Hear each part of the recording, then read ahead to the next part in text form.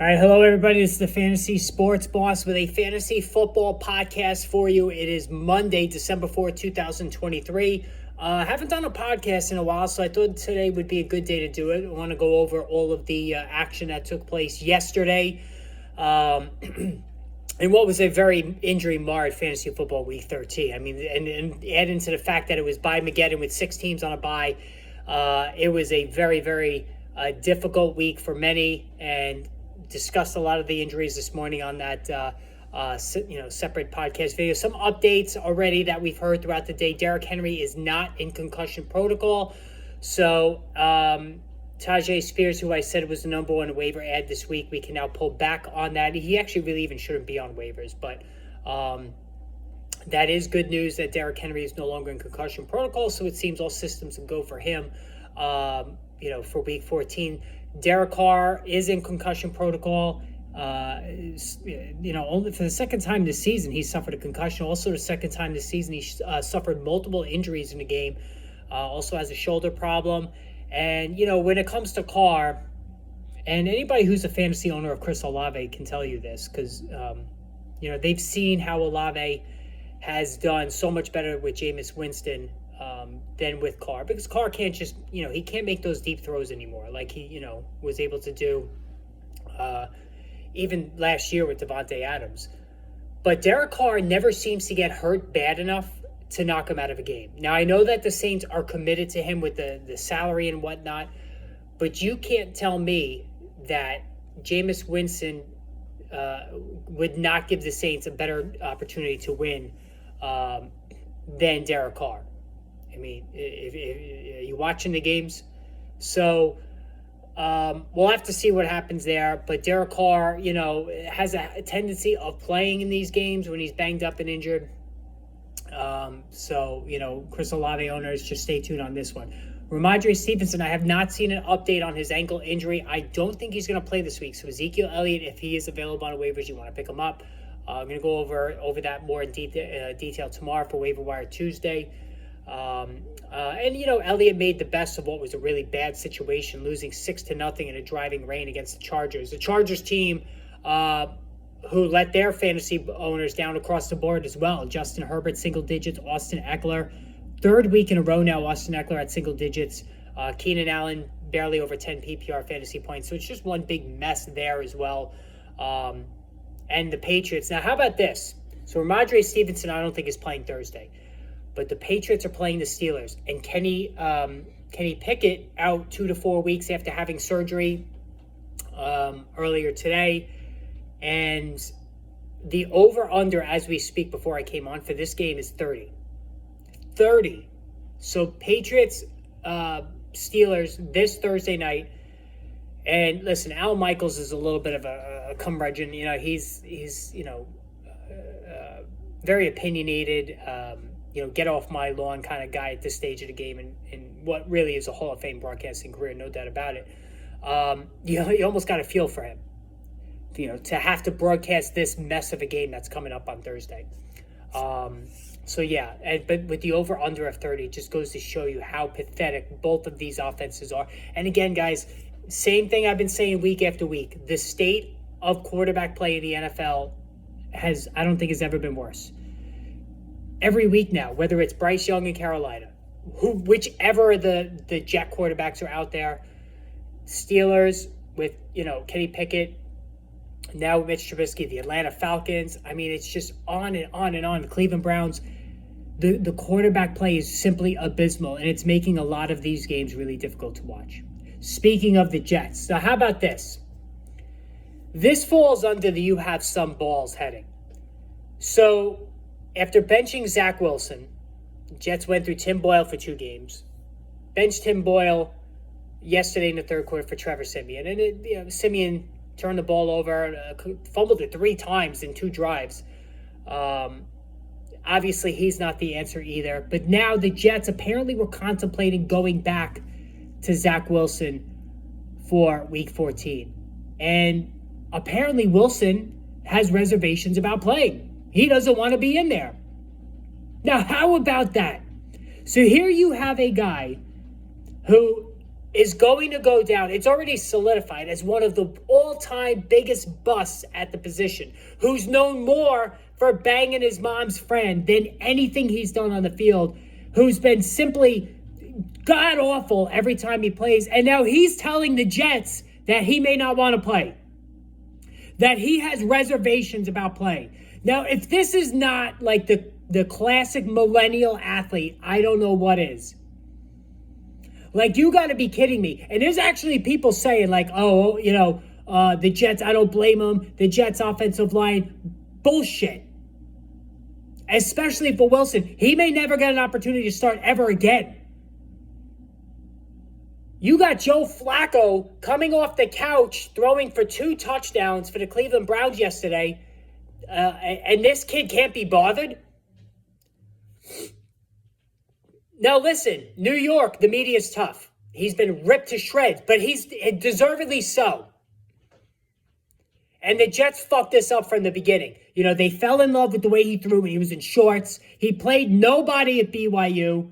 He had that privileged prima donna attitude that sunk Josh Rosen, that sunk Johnny Manziel, that sinking Mac Jones. That's what Zach Wilson has brought to the table. And he's telling the Jets, the player is telling the Jets that he may not want to play. Cut this guy today. Who is Zach Wilson to say that he doesn't want to play? Like, is this where we are now in the NFL, where players, ones who suck, are saying they don't want to play? I just can't believe it. I mean, you got to be kidding me. Zach Wilson, who can't hit throw the ball in the ocean, wants to dictate who, when, and how he's going to play.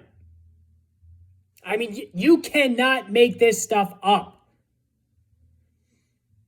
And for the Jets, Joe Douglas absolutely should be fired. Saleh, he's going to have to be fired too, because the new GM coming in is going to want his own guy. I know Saleh's got a little bit of a raw deal, but this Joe Douglas, to back up a 40-year-old Aaron Rodgers with Zach Wilson and Tim Boyle, that was criminal. This is a Super Bowl caliber team everywhere but quarterback. You have the offensive rookie of the year. You have the defensive rookie of the year. You got studs all over this defense that's playing their ass off every week. And they are getting nothing out of the quarterback position. Like, it is embarrassing what the Jets are putting out there. I mean, you've got to be kidding me. And now this clown wants to say that he's got reservations. I may not want to play. Give me a break. What a joke. This is where we are now in the NFL, with players saying who and when they're going to play. Unbelievable. Now, as far as yesterday is concerned, let's start with some of these games. Indianapolis, listen, the Indianapolis Colts, on the bright side, let's talk about something good. They're going to go to the playoffs. Shane Steichen was a home run hire. And not for nothing, Gardner Minshew, he throws the ball up 3 or 4 times a game. He throws 2 touchdowns in this one, 312 yards. Gardner Minshew is a good quarterback. How about if Gardner Minshew was signed by the Jets? They would be right there in the playoff. They'd probably have a winning record. And then Aaron Rodgers could think about coming back. So Minshew was good. Michael Pittman, arguably the very best value in fantasy football. I'm repeating myself. 11 catches, 105 yards and a score. We all were leery about him because of the quarterback situation, with whether it was Anthony Richardson or whatnot. He has been unbelievable. Now, Josh Downs threw in a dud. Will Levis threw a touchdown pass to DeAndre Hopkins. And DeAndre Hopkins, like I said, 5 for 75 in this one. DeAndre Hopkins is going to continue to be very a strong wide receiver too with Will Levis, because Levis can get him that ball down the field for smash plays. Derrick Henry, 21-102. Henry is in the midst of his best stretch of the season. Scores 2 touchdowns. Went out with what they thought was a head injury, no concussion. Mike Vrabel cleared it up today. Tajay Spears, though, 16-75 in his place. caught 4 passes for 13 yards. So we all know that Tajay Spears can get it done if he has to get in there. He's got that PPR-friendly profile, no doubt about it.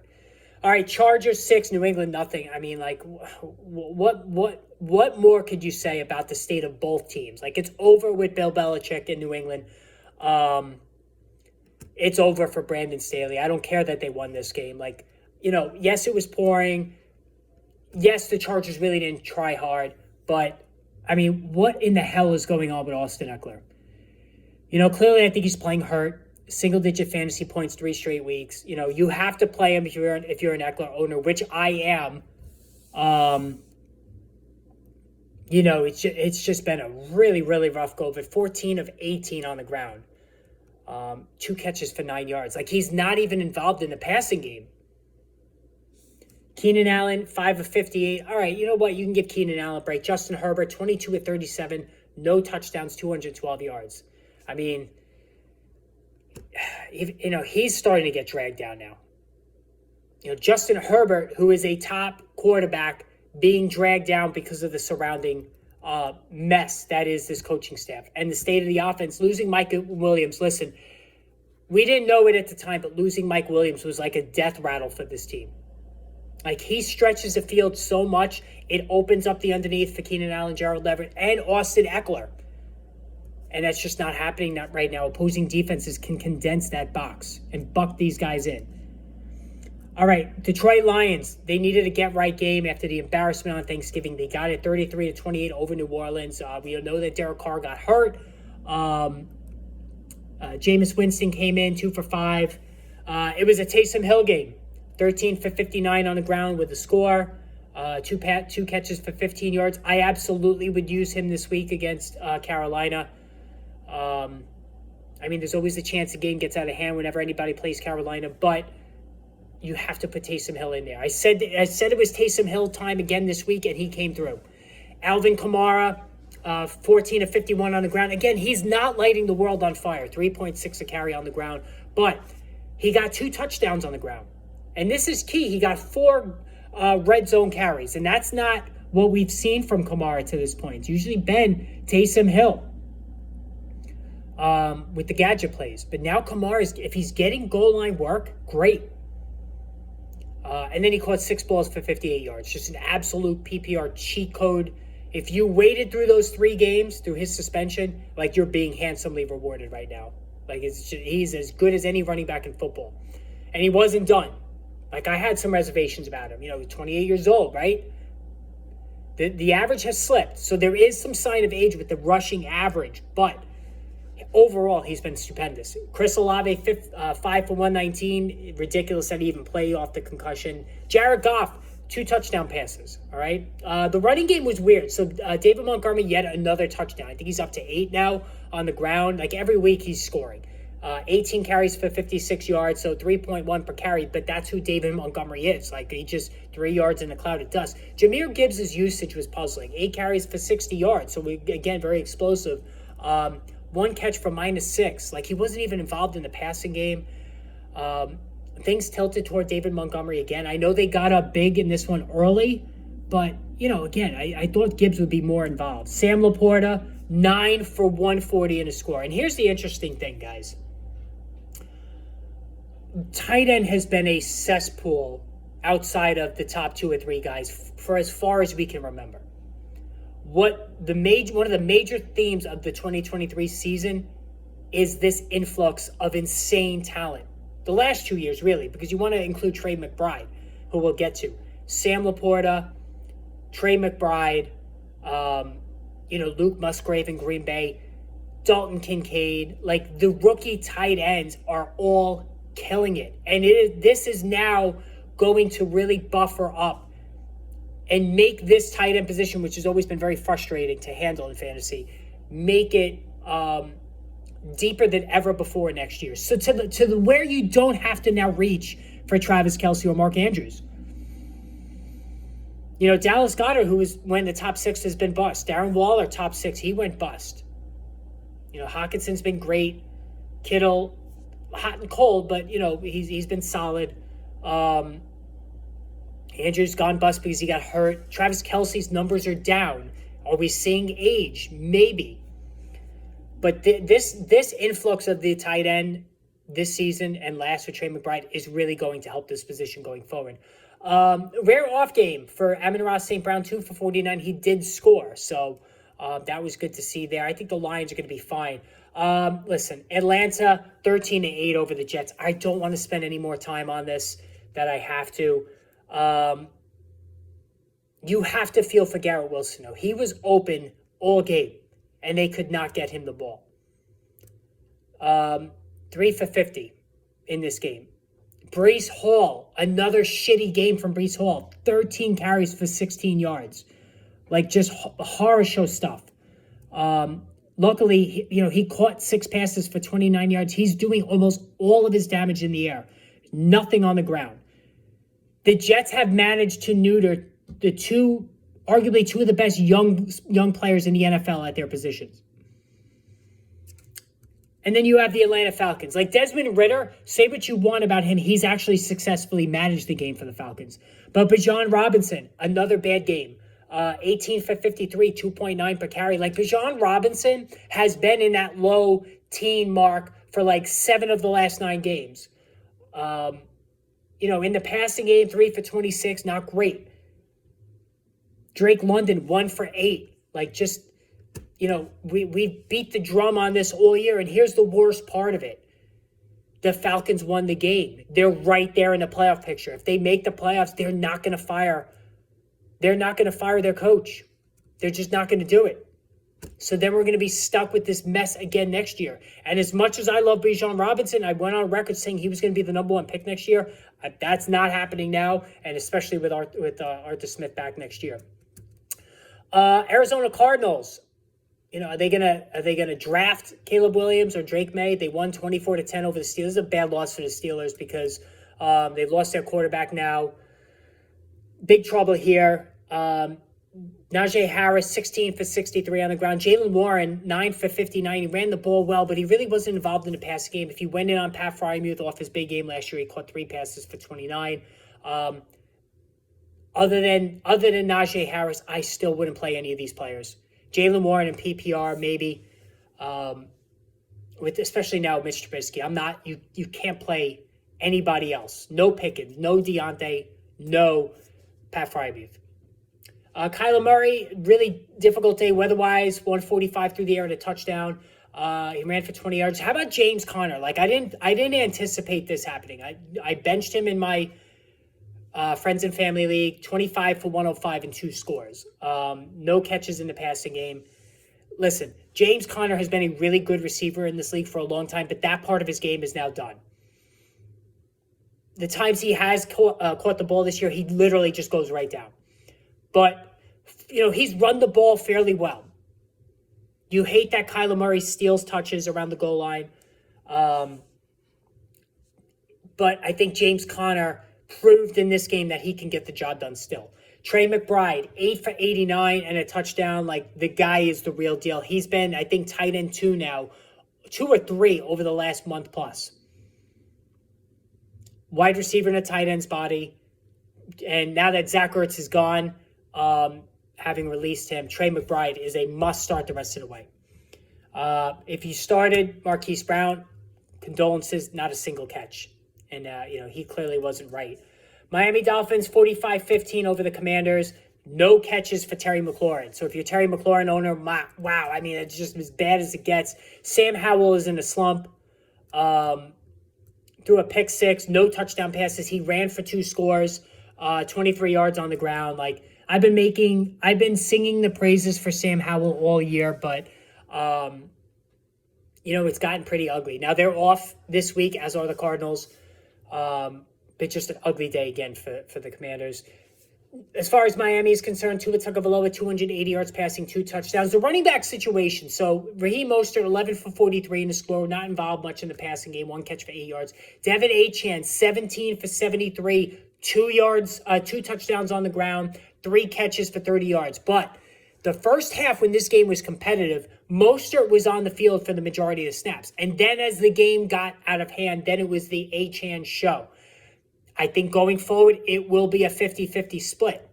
Achane is just way too good to be on the bench. Tyreek Hill, 5 for 157, 2 scores. Jalen Waddle, 5 for 52. So, if you're a Jalen Waddle owner, it's been frustrating this year. I get it. But he's really been like a low end two, wide receiver 2 at best, just because Tyreek Hill is just, killing it all over the place.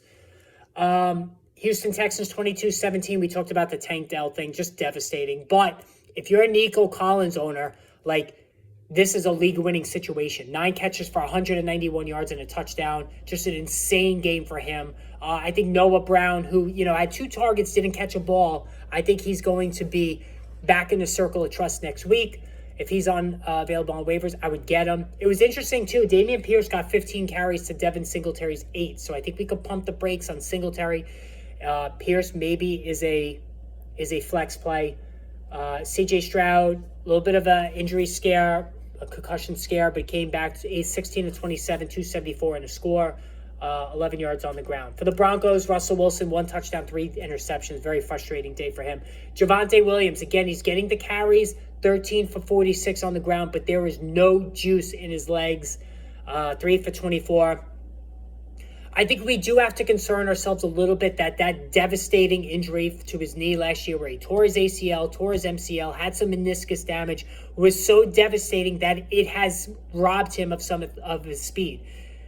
Next year, when he's another year away from this injury, then that might be, we've heard that many times. They need to have a full season away from the injury, and then they're back to their old selves. It's possible, but he's not looking good at all.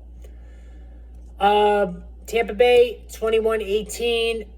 Mike Evans, future Hall of Famer Mike Evans. Yes, he's a future Hall of Famer. Went over 1,000 yards. You guys know how much I like Mike Evans. He has carried my team in my work league.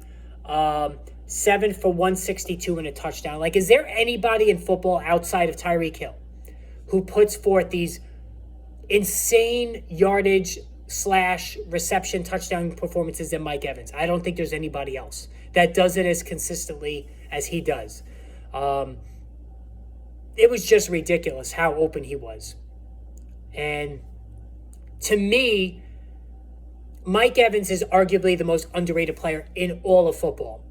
Nobody talks about him as one of the best receivers in football. All he does is just, 9 straight seasons now of 1,000 yards, which is insane. He's showing no signs of drop-off at the age of 30. Just unbelievable numbers for him. Wide receiver 1. Rachaad White, too, deserves credit. 20 for 84 on the ground, a touchdown, 3 for 22 in the air. So he's doing the PPR dance. Again, he's not the most efficient runner, but Rachaad White has turned a profit for all of his owners. You didn't draft him in the first 3 rounds. So round 4 and on, you got a huge profit out of Rachaad White. Bryce Young, 15 to 31, 178 and an interception. Listen, if you watch this game, some of those throws were embarrassing. It was unreal how bad he looked. And this is a guy who I really liked in college. I don't know what I'm looking at right now. It is not the same player. They Jonathan Mingo, 6 for 69. If you're absolutely desperate, maybe. Adam Thielen is being phased out of this offense, 3 for 24. Chuba Hubbard, 2 touchdowns, 25 carries, 104 yards. So any thought of Miles Sanders making this a timeshare, that's moot now. So, Hubbard is about the only item you could play in this game going forward, in fantasy going forward. The Rams, absolutely squarely in the playoff hunt, 36-19 over the Browns. Matthew Stafford, if you needed a bye week fill-in, he got the job done. 22 at 37, 279, 3 scores. And here's what's interesting, too. So Puka Nacua, 4 for 105 and a touchdown. Dwarfed Cooper Kupp, 6 for 39 and a score. Now, Cooper Kupp is still going to be very good. But you have to wonder now if there is a changing of the guard. Is it happening? And even the run game, Kyron Williams, 21 carries, 88 yards in a score, 3 for 24 in the passing game. Kyron Williams is now becoming the centerpiece of this offense, not Cooper Kupp.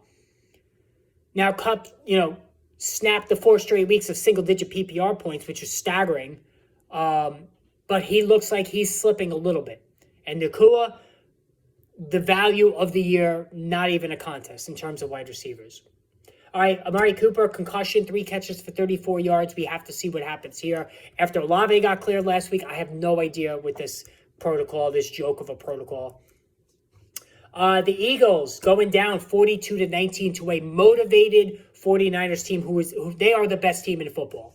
Brock Purdy is squarely in the MVP race. Like, if you own any share of this offense right now, you are sitting pretty. Brock Purdy, this is just ridiculous. 19-27, 314, 4 passing touchdowns. And I've said this, I've referenced this 100 times. Nothing encapsulates the state of drafting a quarterback than the 49ers using all that draft capital to move up and take Trey Lance, I believe it was 3rd overall. He bombs completely, and then they draft Mr. Irrelevant, the last pick of the draft, on Brock Purdy, who could win the MVP. Like, how do you figure this stuff out? Like, that personifies the quarterback position more than anything. Deebo Samuel, if you had Deebo yesterday, you won your matchup. 4 catches for 116 and 2 scores, also 3 for 22, and a 3rd score on the ground. Like, there is no, outside of Tyreek Hill and now Tank Dell, I think Deebo Samuel is the biggest game wrecker in football. Now, you know I haven't been a fan of his. He's not consistent. He gets hurt a lot. But no doubt, just an unbelievable talent when things are working. Christian McCaffrey, 17 for 93. He scores again. That's all he does every week, right? 3 for 40 in a passing game. George Kittle, 4 for 68. Brandon Ayuk, 5 for 46 in the score. So everybody balled out for San Francisco. On the Eagles side, Jalen Hurts, through 298 through the air, a touchdown. It was a garbage time one, but it still counts. And in the last 7 for 20 on the ground and another score. Had a concussion scare. Jalen Hurts is really beat up. He's taken a lot of hits. I'm worried about him getting to the end of the season. He's taking a lot of hits. And talking about hits, DeAndre Swift, who is really starting to fall now, 6 for 30 in the running game, 2 for 7 in the passing game, took a hellacious hit late in that game. No word about any kind of concussion, but DeAndre Swift is slipping. And here's the issue now with DeAndre Swift. He's managed to stay healthy this year. Is he now entering the point of the season where he's getting tired? He's never played this amount of snaps before in a given season. All of the hits, is it starting to come home to roost for him? Kenneth Gainwell played more snaps than Swift yesterday, and Gainwell actually looked pretty good. So does Gainwell make a move now on more snaps? Because, Swift looks like he's on fumes. A.J. Brown, 8 for 114, back on track. Devontae Smith, 9 for 96 in the score. Again, as long as Dallas Goedert is out, Devontae Smith's going to go nuts on a weekly basis. And then finally, last night, Green Bay, 27-19 over Kansas City. Jordan Love looks legit. And for all these teams that have quarterback issues, just call the Packers. I mean, whatever they're doing in Green Bay, they're doing it right. In baseball, St. Louis Cardinals always lauded for their pitching. Same thing with Tampa, always churning out these hard-throwing pitchers. The Packers, all they do is turn out all-pro quarterbacks. Brett Favre to Aaron Rodgers, now to Jordan Love. Jordan Love has been insanely good the last couple of weeks. He could not be denied yesterday. 25 of 36, 267, 3 scores. He's running on the ground a little bit.